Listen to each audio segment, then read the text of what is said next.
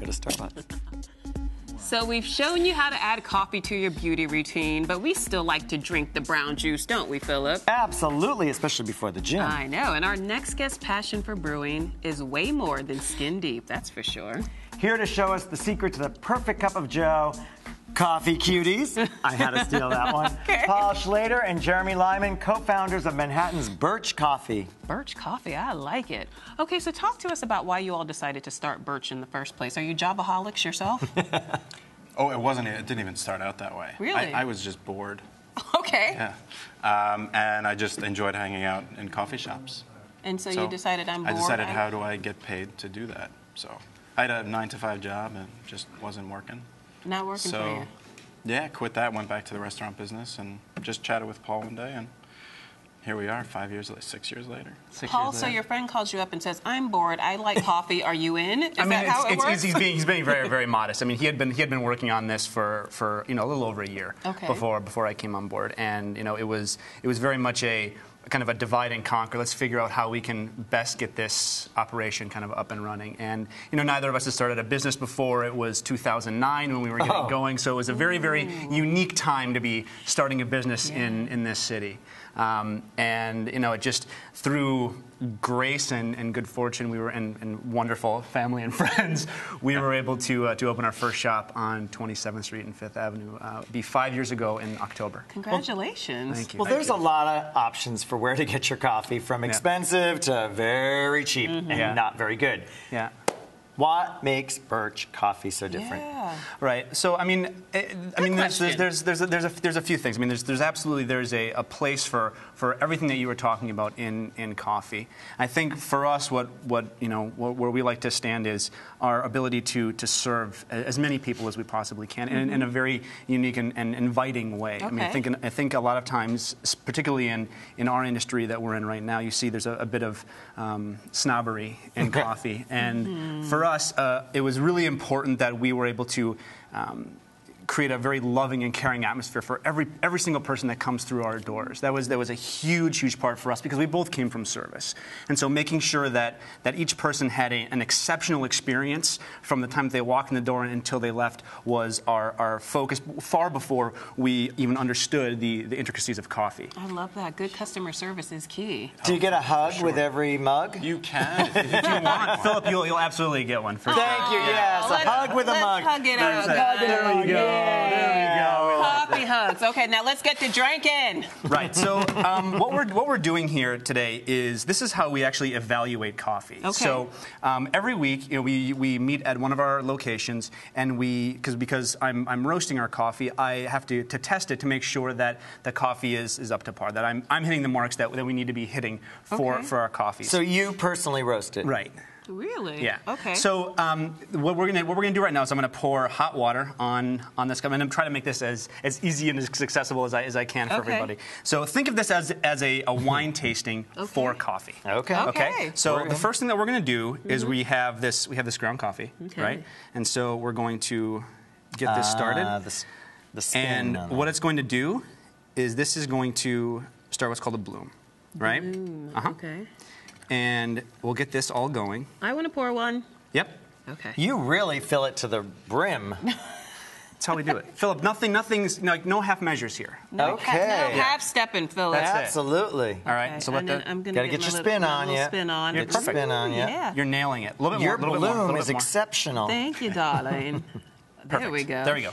All right. Now we're going to watch the clock here, and this is going to brew. Ordinarily, we'd let this sit for about 2.5 minutes before we do what's called breaking the crust, right? And at that point, breaking the crust. Okay. And assuming that we don't have 2.5 minutes to sit and wait for all this to go through. So what we would do then is we come down, because we have to do this is all sensory analysis stuff. Okay. So we come down here, push the grounds back, sniff the coffee, go, I kind of like where this is at today. And then that's that. Then, after that... Let me try. Get down there. Okay. Break down to this one right here. Break it. Break it. Yep, down, down, down. Lovely. I don't want to say that you nailed it. I kind of like where this is at today. Yes. You nailed it, Philip. Thank you. Okay. Your turn, Philip.